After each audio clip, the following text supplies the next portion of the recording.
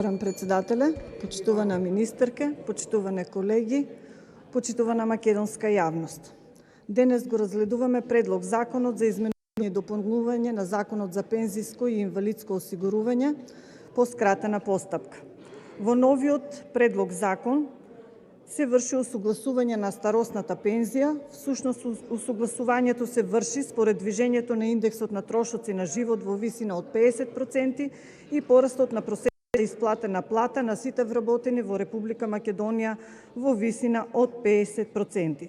Ова е всушност старото законско решение, истиот предлог закон кој што ВМРО-ДПМНЕ го предложи и минатиот мандат во октомври 2019 година за враќање на старото законско решение. И јас го делам ставот на колегата Илија Николовски дека конечно после 2 години соработка со претходната министерка, конечно дојдовте на став да поднесете измени и законски измени за пензиско и инвалидско осигурување. Сакам да истакнам дека на 11 февруари ВМРО-ДПМНЕ го поднесе предлог законот за изменување и дополнување на Законот за пензиско и инвалидско осигурување, каде се побара да се зголемат пензиите и тој предлог на закон за жал беше одбиен од власта. За да сега со овој предлог закон од владата после 3 години кратење на пензионерите одлучи да ја врати старата пресметка која беше проект на ВМРО-ДПМНЕ од 2012 година. Најавата за некакво покачување на пензиите преку така наречениот швајцарски модел е лага. Тоа не е никаков швајцарски модел, туку моделот кој функционираше од 2012 година до 2018 година, кога беше укинат од претходната министерка Мила Царовска.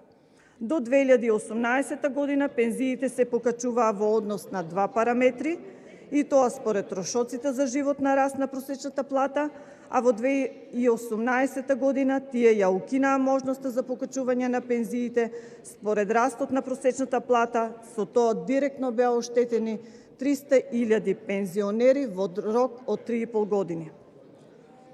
Сите сме свесни дека во изминатата година и пол основните продукти поскапеа драстично. Се е поскапено, но за жал пензионерите не добија никакво покачување.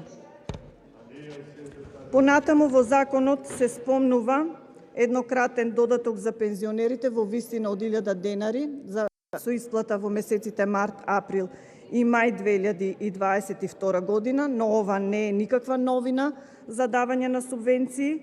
Во 2010 година е донесена програма за субвенционирање на потрошувачка на енергија и корисници беа домаќинства од кои користеа социјална парична помош и постојана парична помош. Понатаму, нешто што сакам да истакнам и што самите пензионери исто така го нагласуваат и не се согласуваат во последно време што се случува, тоа е што солидарниот фонд е намален од 30.000 на 25.000 денари.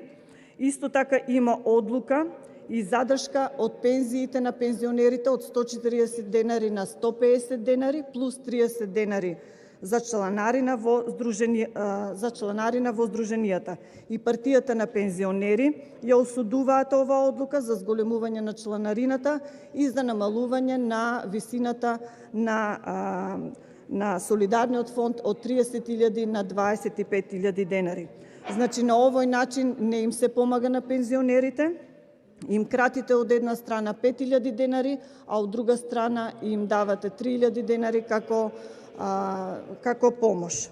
Сепак, ние како пратеничка група на ВМРО-ДПМНЕ и коалицијата застануваме зад пензионерите, ги поддржуваме овие законски измени за изменување на Законот за пензиско и инвалидско осигурување и понатаму ќе ги поддржиме сите законски решенија кои се за доброто на сите граѓани на Република Македонија. Благодарам.